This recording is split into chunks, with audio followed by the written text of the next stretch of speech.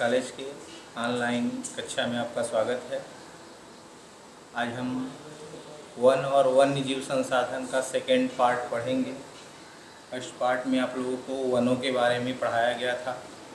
जैसा कि आप जानते हैं, जैसे वनस्पतियों में हमारे देश में काफ़ी विविधता पाई जाती है, वैसे ही जीव जंतुओं में भी काफ़ी विविधता पाई जाती है। भारत में भिन्न भिन्न जलवायु दशाओं के कारण, उच्चावचों के कारण यहाँ पर काफ़ी भारी मात्रा में जैव विविधता पाई जाती है।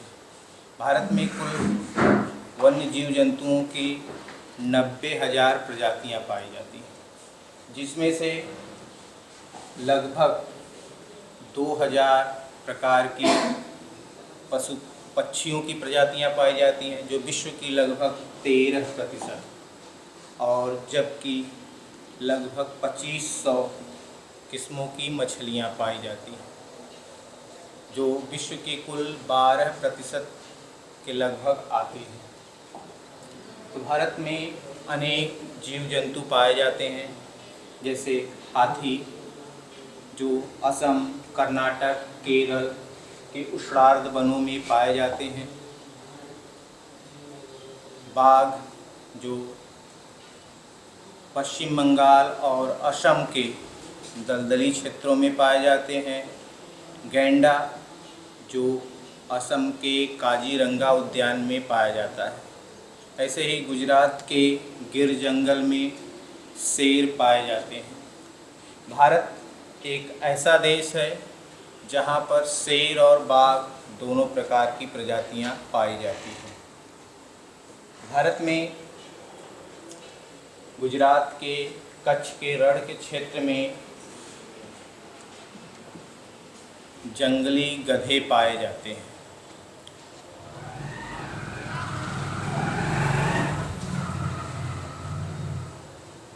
जैसे जैसे जनसंख्या बढ़ रही है, जीव जंतुओं की संख्या में काफ़ी कमी आ रही है, जिसके कारण वन्य जीवों के संरक्षण की आवश्यकता है। तो भारत में 1972 ईस्वी में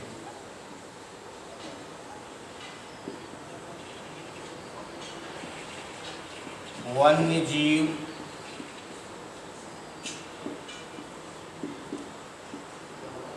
संरक्षण अधिनियम पारित किया गया,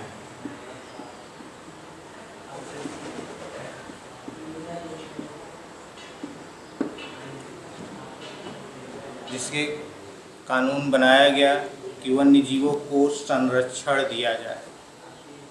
भारत में 1960-70 के दशक में ही वन्य जीव संरक्षण की आवश्यकता महसूस की गई, जिसे 1972 में कानून द्वारा वन्य जीव संरक्षण अधिनियम पारित कर दिया गया। भारत में जीव जंतुओं की कुछ प्रजातियां हैं, उनका वर्गीकरण निम्न प्रकार है। पहला, सामान्य।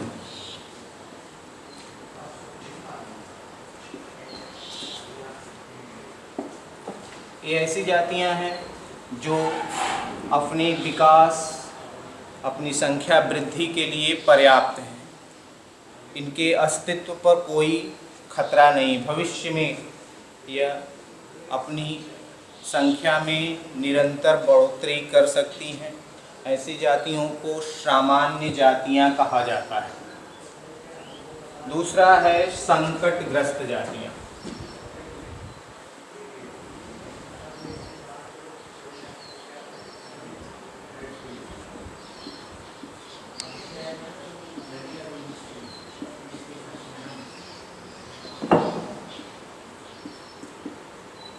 ये ऐसी जातियां हैं जो सामान्यतः संकट से घिरी हुई हैं और इनकी संख्या बहुत तेज़ी से कम होती है, और इनके पीछे जो कारण है, अगर उसमें सुधार नहीं किया गया तो आने वाले समय में ये जातियां विलुप्त हो जाएंगी। जैसे काला हिरण है, जंगली गधा, गैंडा, शेर और पूंछ वाला बंदर इत्यादि जातियां संकट की श्रेणी में हैं और इनके जो विषम परिस्थितियां हैं, इनको अगर सुधारा नहीं गया तो यह लुप्त जातियों की श्रेणी में आ सकती है। तीसरा है सुभेद्य जातियां।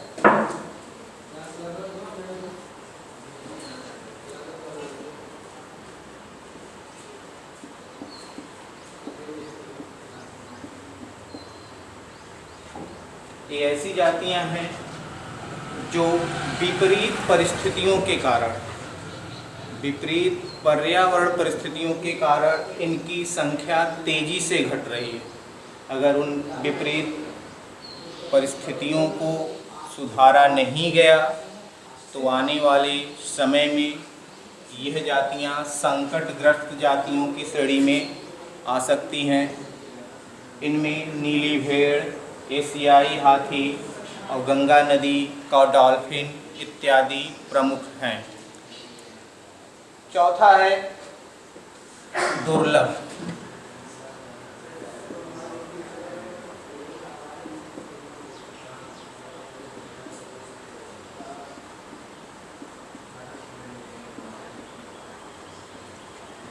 ये ऐसी जातियां हैं जो सामान्यतः कहीं कहीं पाई जाती हैं, यानी काफ़ी दुर्लभ हो चुकी हैं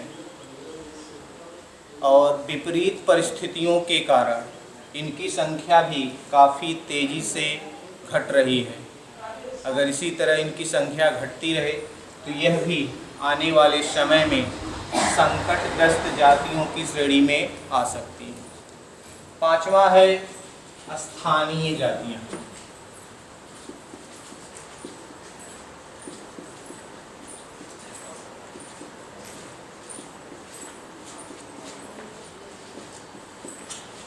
जीव जंतुओं की कुछ जातियां ऐसी हैं जो किसी क्षेत्र विशेष में ही पाई जाती हैं, उसे स्थानीय जातियां कहा जाता है।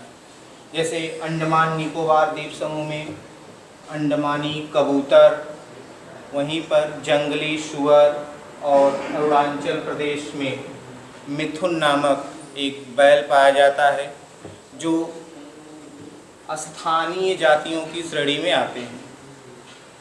चौथा है छठा है लुप्त जातियां।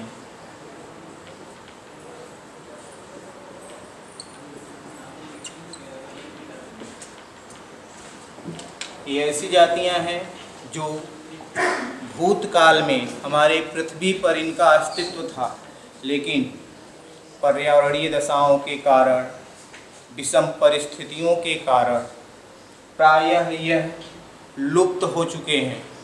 ऐसी जातियों को लुप्त जातियां कहा जाता है। जैसा कि आप लोग जानते होंगे, सुना होगा कि भारत में जो एशियाई शेर है वो केवल भारत में ही पाए जाते थे और वह 1952 में ही भारत से लुप्त घोषित कर दिए गए। इसके साथ साथ आप लोगों ने डायनासोर का नाम सुना होगा। वह एक विशालकाय जानवर था जो धरती पर रहता था। आज हम उसको केवल किस्से कहानियों में ही सुन पाते हैं। इसके साथ साथ गुलाबी सिर वाली बत्तख, यह सब लुप्त जातियों की श्रेणी में आते हैं।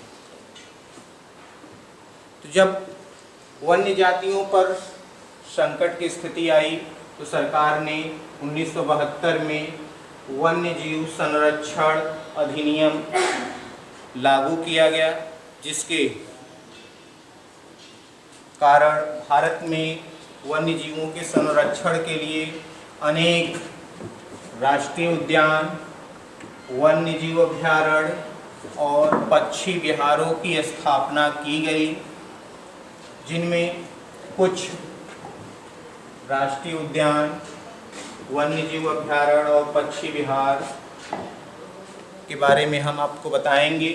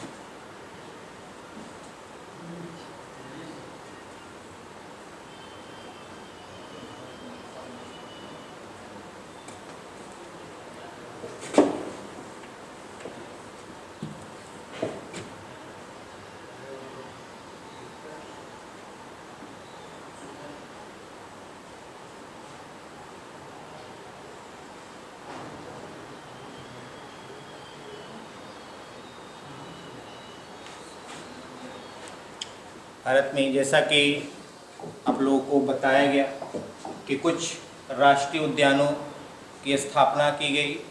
जो भारत का प्रथम राष्ट्रीय उद्यान था वह उत्तराखंड में स्थित जिम कॉर्बेट राष्ट्रीय उद्यान है।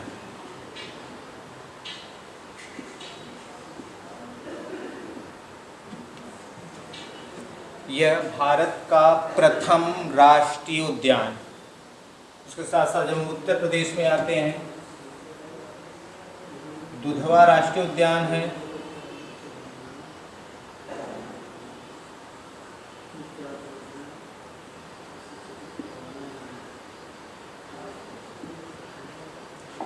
जम्मू कश्मीर में दाची ग्राम,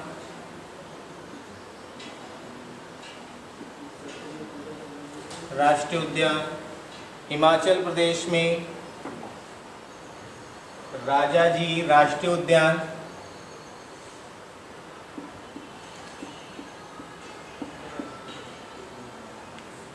आपके राजस्थान में केवलादेव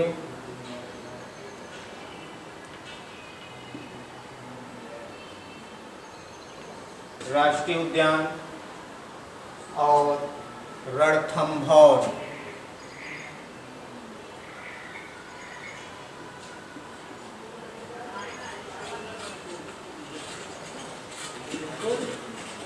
गुजरात में गिर राष्ट्रीय उद्यान, जो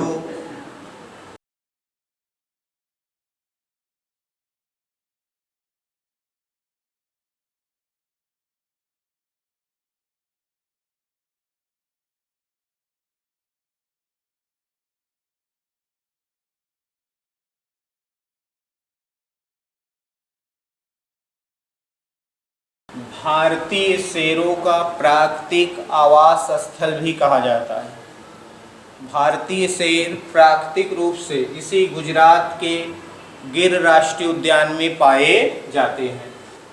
महाराष्ट्र में संजय गांधी राष्ट्रीय उद्यान,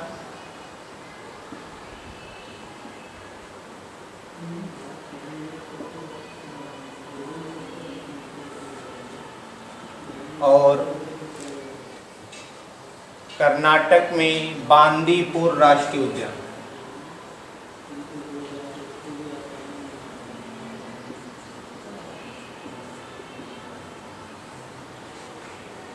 उड़ीसा में सिमलीपाल,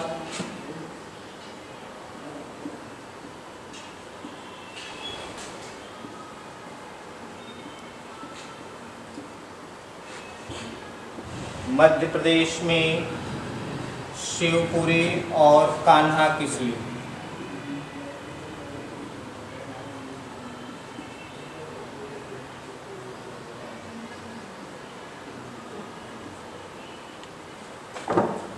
असम में मानस और काजीरंगा राष्ट्रीय उद्यान।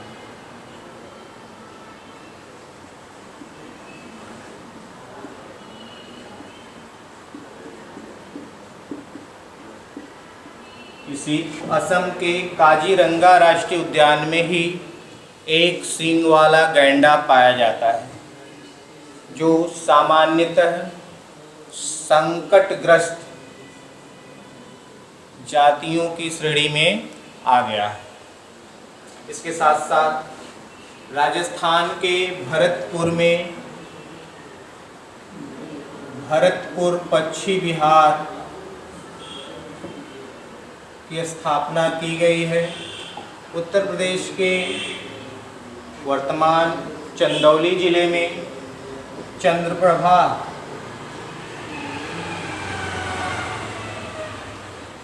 राष्ट्रीय उद्यान बनाया गया है। चंद्रप्रभा वन्यजीव अभ्यारण्य, चंद्रप्रभा वन्यजीव अभ्यारण्य की स्थापना की गई है। इसके साथ साथ केरल में पेरियार वन्यजीव अभ्यारण्य की स्थापना की गई है। ऐसे ही वर्तमान भारत में लगभग 99 राष्ट्रीय उद्यान और 515 वन्य जीव अभ्यारण्यों की स्थापना की गई है। तो इस क्लास में बस इतना ही, और अगले चैप्टर में हम आपसे फिर मुलाकात करेंगे। धन्यवाद।